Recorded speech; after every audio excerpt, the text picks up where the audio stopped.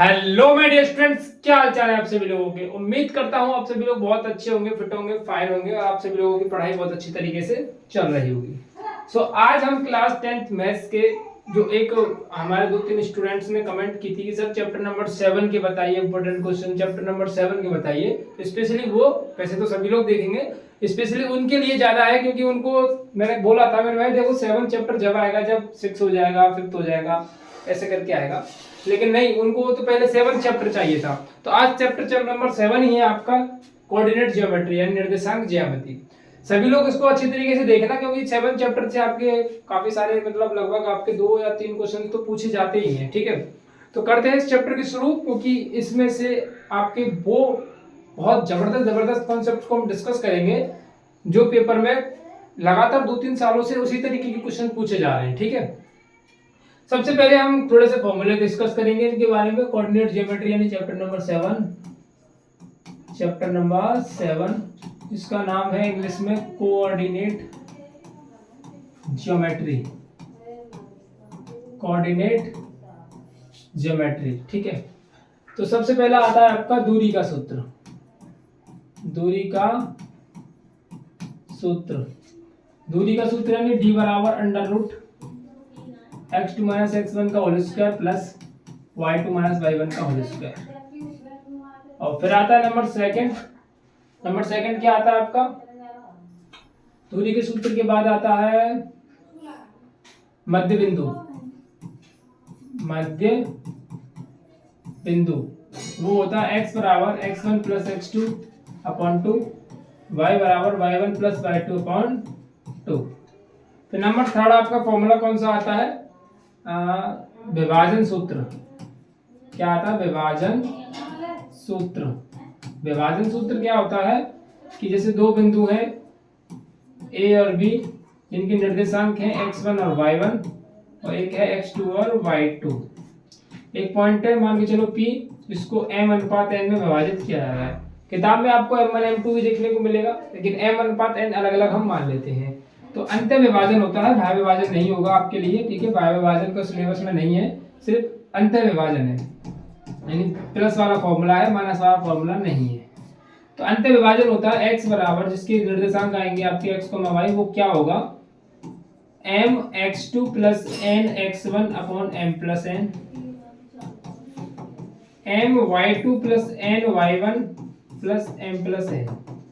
ये दो फॉर्मूले हैं जिनसे आपके x और y की वैल्यूज निकल करके आएंगी। ठीक है, चलिए, ये तो थे आपके फॉर्मूले का रिकैप, जिसको आप एक बार देख लो। इसके फॉर्मूले इस तरीके से हैं।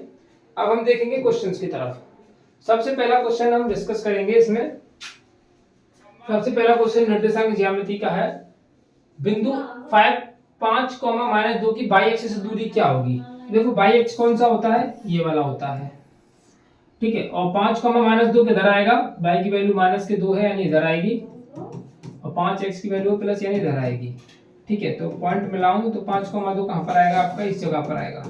तो 5, में बाई एक्स से दूरी लिखिए। तो बाई एक्स कहां पर? ये रहा। बाई एक्स से दूरी कहां कितनी है? तो ये वाली दूरी, यानी किस कौन सी? x वाली। यानी बाई एक्स से दूरी पूछी है तो x का मान लिख देंगे, और x से दूरी पूछेगी तो y का मान लिख देंगे। क्लियरली अगर शॉर्ट वे में समझो तो आप 5, -2 की बाई एक्स से दूरी तो हो जाएगी 5।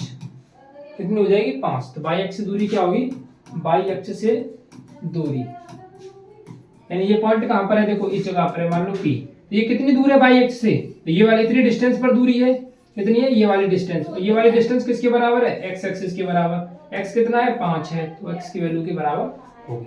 ठीक है, चलो, ऐसा क्वेश्चन 1-2 नंबर में कभी कभी पूछा जाता है, साल 2 साल में एक बार नंबर लग जाता है इसी क्वेश्चन का। तो कोई ऐसा नया चीज नहीं है कि अरे यार इतना भी आसान आएगा, हो जाता है कभी कभी।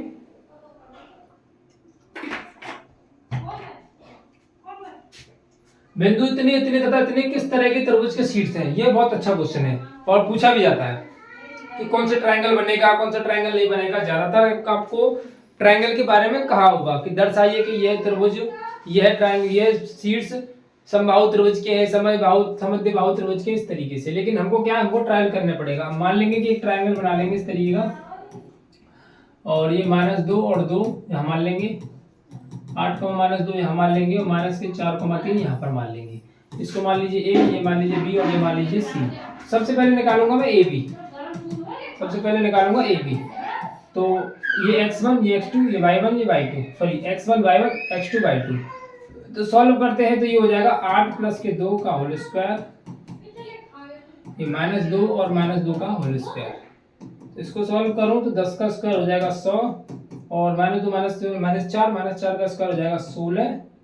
तो ये हो जाएगा अंडर रूट का 116। ठीक है, ये तो हो गई ए बी। अब निकालते हैं ए सी। डिस्टेंस फॉर्मूले का यूज करके निकाल रहे हैं हम। ठीक है, x1 minus x2 minus x1 का होल स्क्वायर।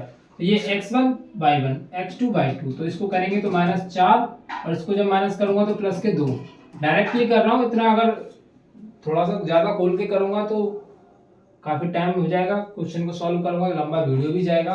तो ये तो आपको आना चाहिए कि मैं किस तरीके से कर रहा हूँ। x2 को यहाँ पर लिखा है, माइनस का चिन्ह लगाऊंगा, फिर x1 को लिखूंगा तो माइनस माइनस प्लस हो जाएगा इस तरीके से। ठीक है, इज इट क्लियर? 3 माइनस के 2 होल स्क्वायर।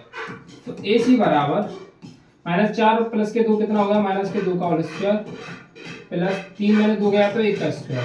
अब कोई बच्चा ये कहे सर ये 4 प्लस कैसे हो गया माइनस कैसे होगा, तो ये तो बहुत बेसिक वाला कॉन्सेप्ट है। इसके लिए आपको फिर चैप्टर नंबर पूरा 7 पढ़िए। ये तो आपके 4 कहाँ से आ गया, 2 कहाँ से आ गया, तो आपके लिए जानकारी के लिए आपको लिख दूं एक बार। डिस्टेंस फार्मूला यूज कर रहे हैं x2 माइनस x1 का होल स्क्वायर प्लस के y2 माइनस का y1 का होल स्क्वायर।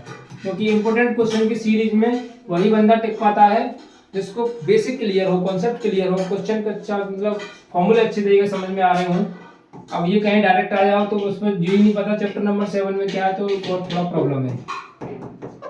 हो जाएगा 5, ए सी बराबर आ गया 5। और बी सी की डिस्टेंस निकाले हम, तो बी सी की डिस्टेंस आएगी सर 8 माइनस के 4 माइनस के 8 प्लस, और ये हो जाएगा 3 प्लस के 2। 8 × 4 12, 12 का स्क्वायर कितना होता है 144 और 3 और 5, 5 का स्क्वायर आ जाएगा 25। ये हो जाएगा 169 और ये हो जाएगा 13। अब इनके बीच में कोई भी रिलेशनशिप अगर हम बनाने की कोशिश करते हैं तो क्या रिलेशनशिप बना पाएंगे वो? इनके बीच में कोई भी रिलेशनशिप बनाने की कोशिश करते हैं कि पाइथागोरस अगर थ्योरम बनाने की कोशिश करें, देखो समबाहु त्रिभुज नहीं है, समद्विबाहु त्रिभुज भी नहीं है, क्योंकि समद्विबाहु त्रिभुज होता 2 बराबर आने चाहिए थे, समबाहु त्रिभुज होता तो तीनों बराबर। अब अगर मैं बताऊं कि राइट एंगल ट्रायंगल यानी पाइथागोरस लगा के देखूं तो क्या ये समकोण त्रिभुज होगा? तो पाइथागोरस थ्योरम लगाऊं तो पाइथागोरस थ्योरम भी ये नहीं है, पाइथागोरस थ्योरम भी ये नहीं हो रहा है, क्योंकि 13 का स्क्वायर होता है 169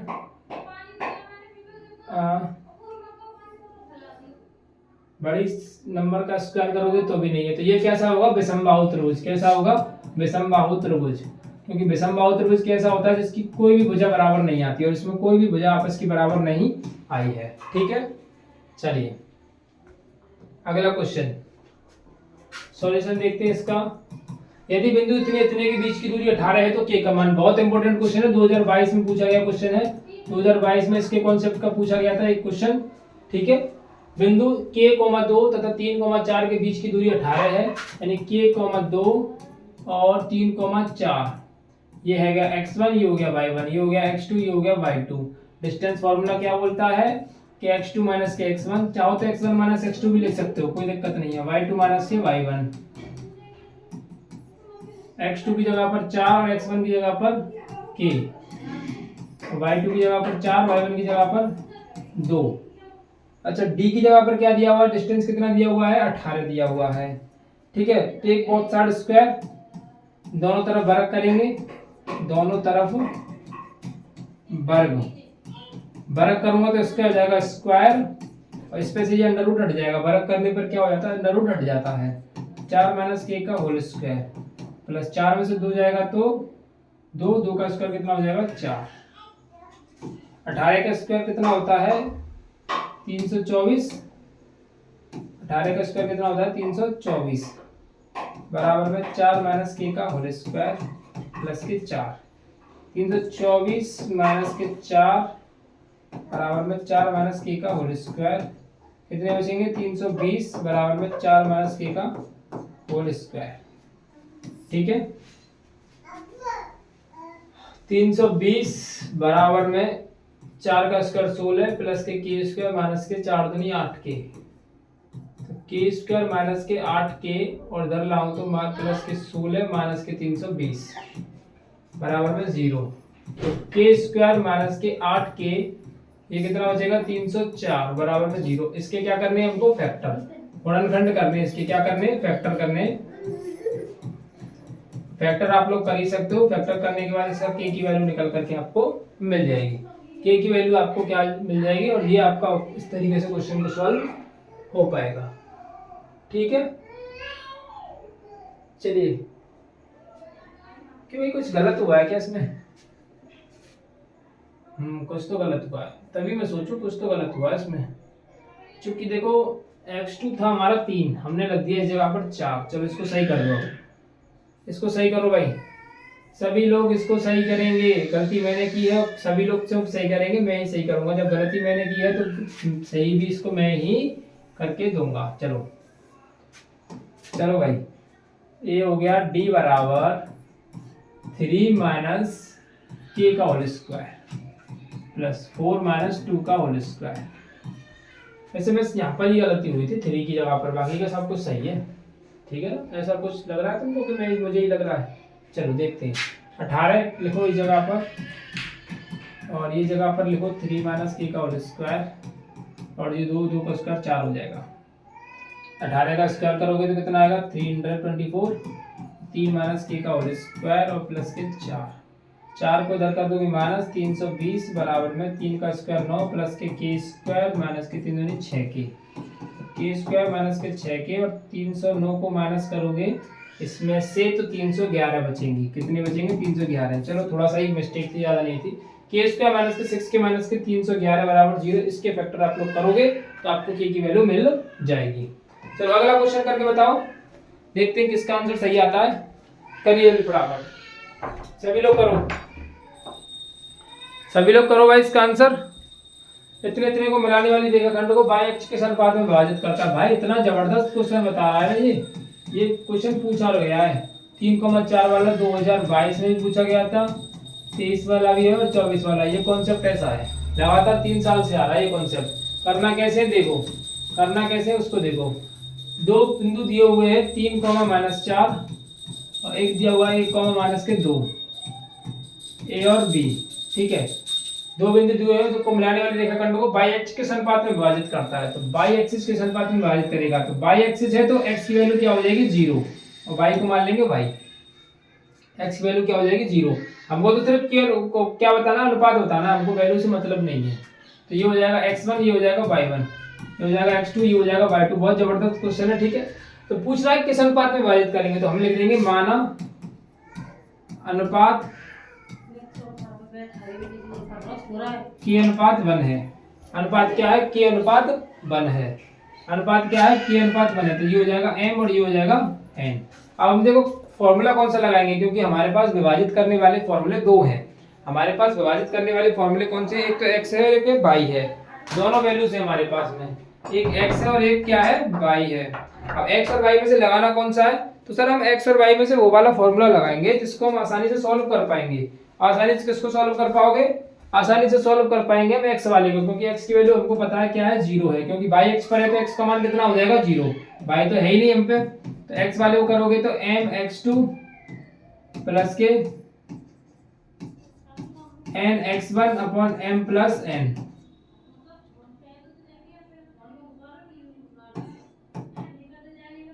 के x2 की जगह पर 1, n की जगह पर 1, x1 की जगह पर 3 और m प्लस n कितना हो जाएगा k प्लस 1 हो जाएगा।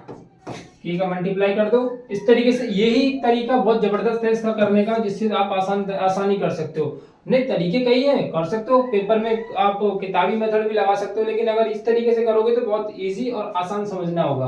बाई एक्सिस कहे तो x वाला लगा दो, एक्सिस कहे तो y वाला लगा दो। ठीक है, 0 करोगे तो ये हो जाएगा k प्लस के 3 बराबर में 0। ठीक है, तो k बराबर क्या हो जाएगा -3। तो रेशियो क्या बन जाएंगे हमारे, रेशियोज बन जाएंगे हमारे -3 ratio 1। That's your answer, very simple. अब इससे ज्यादा सिंपल नहीं हो सकता माय डियर फ्रेंड्स, समझ लो, इससे ज्यादा सिंपल नहीं हो सकता है। चलो a, 0, 0, b तथा 1, 1 सररेखा की क्या शर्त होगी। क्या शर्त होगी? देखो सर, इस सर्रेख वाला जो कॉन्सेप्ट है ना, अब हटा दिया गया है। अब वो हटा दिया गया है। अगर इसको करना होगा तो एक हमारे पास एक फॉर्मूला हो सकता है इसको करने का। वो क्या होगा, आप डायरेक्ट इसको यूज कर सकते हो। x2 नहीं, x1 से शुरू करेंगे ना। फॉर्मूला क्या है? x1 बाई 2 माइनस के y3 प्लस के x2 y3 माइनस के y1 प्लस के x3 y1 माइनस के y2, ठीक है, बराबर 0। अगर ये फॉर्मूला आप लोग लगाओ और बराबर 0 आता है तो सर्रेख है, अन्यथा सर्रेख नहीं है। लेकिन हमको क्वेश्चन में कहा गया है कि ये पहले से ही सर्रेख हैं, तो क्या ये सर्रेख होंगे कि नहीं होंगे? शर्त क्या होगी? यदि ये दोनों सर्रेख हैं तो इसके लिए क्या कंडीशन बननी चाहिए? तो ये x2 बाई 2 y3 वैल्यूज को पुट करूंगा तो x1 की जगह पर a रखूंगा, y2 की जगह पर b रखूंगा, y3 की जगह पर 1 रखूंगा, x2 की जगह पर 0 रखूंगा, y3 की जगह पर 1 रखूंगा, y1 की जगह पर भी 0 रखूंगा, x3 की जगह पर मैं 1 रखूंगा, y1 की जगह पर मैं 0 रखूंगा, y2 की जगह पर मैं b रखूंगा, बराबर में 0। अब देखना ये है क्या कंडीशन निकल करके आती है कि कौन सी कंडीशन में ये सर्रेख हैं। तो a b माइनस के 1 0 वाला सब 0 हो जाएगा, हमारे पास बची माइनस के b, तो a b माइनस के b बराबर में 0। तो ये हो जाएगा a b माइनस के b बराबर में a। तो भाग लगाना चाहोगे तो भाग लगा सकते हो, अन्यथा यहीं छोड़ सकते हो, ठीक है। ये कंडीशन होगी इसकी b a माइनस 1 बराबर में a। सर्रेख होने की क्या क्या शर्त होनी चाहिए? तो a बराबर b माइनस के, इस तरीके से आप वैल्यू निकाल सकते हो। चाहो तो इसमें से एक कॉमन लेके वैल्यू निकाल लो, वो ज्यादा अच्छा रहेगा। a b माइनस के a बराबर में b, a कॉमन लोगे, b माइनस के 1 बराबर में b, तो a बराबर में b अपॉन b माइनस के 1। a की वैल्यू इस तरीके से होनी चाहिए, a बराबर b अपॉन b माइनस के 1 होना चाहिए, जिससे कि ये कंडीशन फॉलो होगी। ये सर्रेख है। सर्रेख वाला कॉन्सेप्ट अगर आपके पेपर में आता है तो आप प्लीज इसको लगाइएगा, जिससे आपको बहुत आसान होगा करना, क्वेश्चन को कैलकुलेट करना आसान हो जाएगा आपके लिए। चलो अगला बताओ भाई। अगला, बिंदु इतने और इतने को मिलाने वाले रेखाखंड के मध्य बिंदु के निर्देशांक क्या होंगे? तो मध्य बिंदु के लिए तो हमने फॉर्मूला लिखा था, ये x1 है, ये y1 है, ये x2 है, ये y2 है। मध्य बिंदु के फॉर्मूले क्या थे? x1 plus x2 upon 2, y1 plus y2 upon 2, x1 plus x2 यानी 6 प्लस 2 अपॉन 2, 6 और 2 8 और 2 10, सॉरी 6 और 2 8, 2 से डिवाइड करोगे तो 4, और 8 प्लस 4 अपॉन 2, 8 और 4 12, 12 डिवाइड करोगे 2 से तो कितना आ जाएगा? 6। तो निर्देशांक क्या हो गए आपके? 4,6। निर्देशांक क्या हो गए आपके? 4,6 हो गए।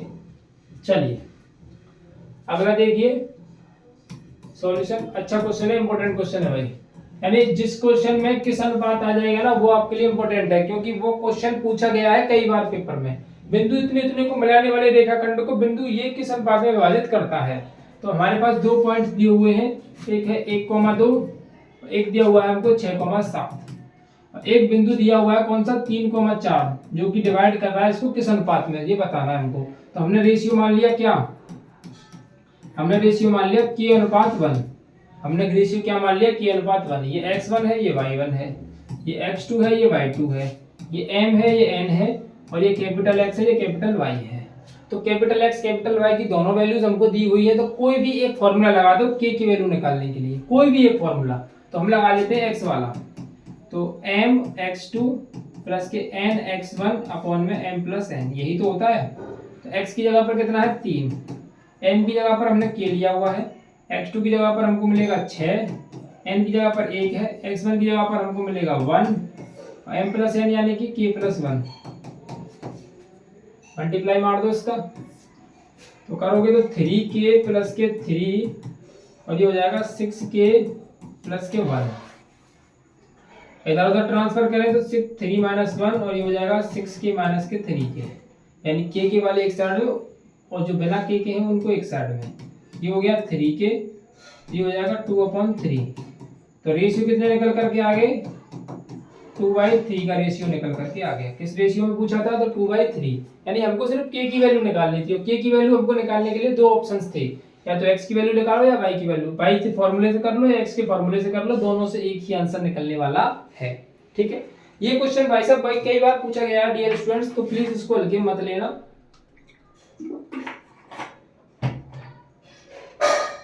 रिवाइंड करके जरूर देखना इस क्वेश्चन को एक बार और।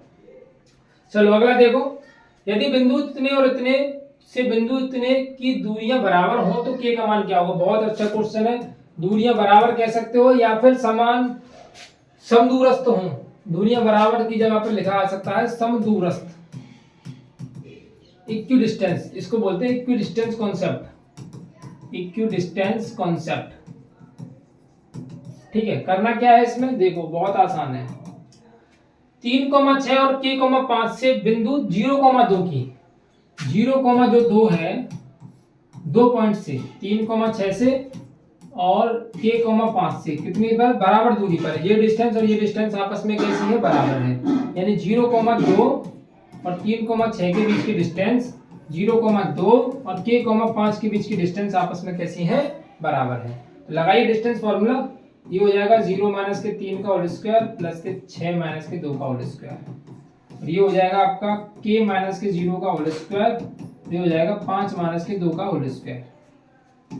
रूट से रूट कैंसल आउट, 3 का स्क्वायर कितना होता है? 9, और 6 में से 2 जाएगा कितना बचेगा? 4, और 4 का स्क्वायर कितना हो जाएगा?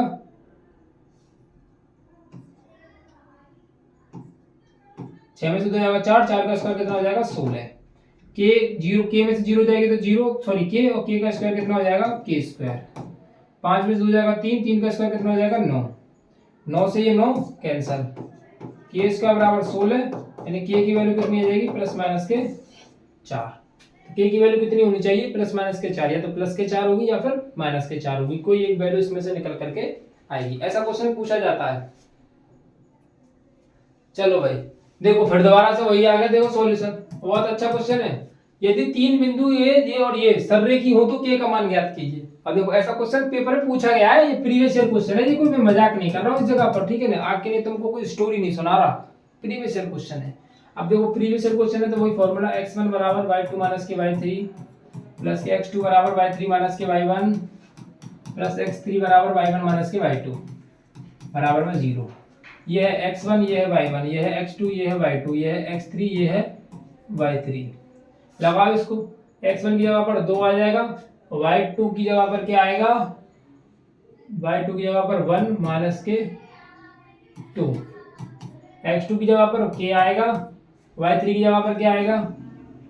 y3 की जगह पर 2, y1 की जगह पर 1, और x3 की जगह पर आएगा 2k प्लस 1, y1 की जगह पर 1 माइनस के, y2 की जगह पर 1, y1 y2 दोनों 1 1 है, y3 कितना है? 2 है। सॉल्व करो इसको, बराबर में हमारे पास 0 है। देखो 2 यहाँ पर बचे -1 के, 2 में से गया तो 1 बचेगा, 2k प्लस 1, 1 में से गया तो 0, 0 वाला तो ये तो खत्म हो गया क्योंकि ये तो 0 बन गया, माइनस के 2 प्लस के k प्लस के 0 बराबर में 0, ये हो जाएगा k बराबर में 2। कितना आसान, मतलब बहुत ज्यादा इजी। अगर कोई और कॉन्सेप्ट लगाओगे तो इतने आसान तरीके से नहीं कर पाओगे आप, इतने मैं बता रहा हूँ। ये आपके लिए सबसे बेस्ट रहेगा, इस फॉर्मूले को लॉक कर लो, ये आपके लिए बहुत ज्यादा बेस्ट है अगर कोई भी अगर कॉलोनियल का कॉन्सेप्ट आता है तो। चलो भाई अगला देखो, बिंदु इतने और इतने को मिलाने वाले रेखाखंड को 3:1 में अंत विभाजित करने वाले बिंदु की निर्देशांक ज्ञात कीजिए। ये तो आपके लिए होमवर्क है भाई, क्योंकि बहुत इजी कॉन्सेप्ट का क्वेश्चन है, होमवर्क का क्वेश्चन है आपके लिए, ये आपके लिए होमवर्क है। इसको करके बताना और आंसर देना मुझे कमेंट बॉक्स में। देखते हैं किसका आंसर सबसे पहले आता है, जिसका आंसर सबसे पहले आएगा उसका नाम अगली वीडियो में लिया जाएगा विद क्लैपिंग, ताली बजा के कि हाँ भाई इसने क्वेश्चन सॉल्व किया है। क्योंकि कुछ गधे ऐसे हैं कि क्वेश्चन दिया है कब होमवर्क में लेकिन करते नहीं है। चलो वह अनुपात ज्ञात कीजिए। देखो फिर दोबारा से अनुपात ज्ञात करने वाला, वह अनुपात ज्ञात कीजिए जबकि बिंदु इतने और इतने को बिंदु इतने और इतने को अंत विभाजित करता है तो p का मान भी ज्ञात कीजिए। अनुपात भी ज्ञात करना, p का मान भी हमको ज्ञात करना है। चलो मैं इसको करा लेता हूं। तो जबकि बिंदु इतने, तो ये बिंदु जी यहाँ पर है आपके, ये वाला बिंदु और ये वाला बिंदु, और ये कहाँ पर है, इसके बीच में है, -3, P वाला। ये तो हो गया x, ये हो गया y, ये हो गया x2, ये हो गया y2, ये हो गया x1, ये हो गया y1। देखो कौन सा फॉर्मूला लगाएंगे, x वाला कि y वाला? सर y वाला नहीं लगा सकते क्योंकि p की वैल्यू नहीं पता है, लेकिन x वाला लगा सकते हैं क्योंकि x की वैल्यू पता है। अनुपात क्या है, तो माना अनुपात k अनुपात 1 है, ये m हो जाएगा, ये n हो जाएगा। तो x बराबर m x2 प्लस के n x1 upon m plus n। x की जगह पर -3, m की जगह पर k, x2 की जगह पर -2 और n की जगह पर 1 और x1 की जगह पर -5, m प्लस n यानी कि k प्लस 1। मल्टीप्लाई करेंगे तो ये हो जाएगा -3k और -3 -2k और -5, -3k प्लस के 2k -5 और +3, ये हो जाएगा -k और ये -2, माइनस कैंसिल, तो k बराबर कितना हो जाएगा, 2 हो जाएगा। k की वैल्यू निकल आई 2, इसका मतलब अनुपात क्या हो गई हमारे, 2:1 हो गई। अनुपात पता पड़ गई सर, ये m है, ये n है, ये m है और ये n है। अब p की वैल्यू चाहिए, तो p क्या है, y है, तो y यानी y वाला फॉर्मूला है, m y2 प्लस के n y1 upon m plus n। y की जगह पर क्या है, p है, m कितना है, 2 है, और y2 कितना है, 3 है, n कितना है, 1 है, y1 कितना है, -4 है, m प्लस n यानी कि 2 और 1 3, 3 दूनी 6 -4/3, 6 में से 4 के 2/3, तो p की वैल्यू कितनी आ जाएगी, 2/3। p की वैल्यू कितनी आ जाएगी आपकी, 2/3 निकल करके आ जाएगी। ठीक है भाई, चलो अगला क्वेश्चन बाई एक्स को किस अनुपात में विभाजित करता है, सेम क्वेश्चन है, इसको आप लोग खुद करोगे। आप ये कुछ बच्चे सोच रहे होंगे सर अनुपात वाले क्वेश्चन ज्यादा दिए हैं आपने, क्योंकि यही कॉन्सेप्ट एक ऐसा है जो कई साल से रिपीट हो रहा है। ठीक है, समदूरस्थ बाई एक्स से इस बिंदु याद कीजिए, बिंदु इतने से समदूरस्थ है, समदूरस्थ वाला अभी मैंने बताया, ये आपके लिए होमवर्क है। ठीक है, ये आपके लिए क्या है, होमवर्क का क्वेश्चन है। चलो, तो ये थे आपके कुछ क्वेश्चन जो कॉन्सेप्ट जो पेपर में कई सालों से लगातार पूछे जा रहे हैं, और ये क्वेश्चंस जो आपके प्रीवियस ईयर थे, और उम्मीद करता हूं कि इन्हीं क्वेश्चंस में से आपके पेपर में फंसेंगे डेफिनेटली। ठीक है, तो इन क्वेश्चंस के जवाब जो मैंने होमवर्क में दिए उनके डेफिनेटली जवाब मेरे पास आने चाहिए सभी लोगों के। ठीक है, टेलीग्राम पर चले जाना, इसकी पीडीएफ मिल जाएगी।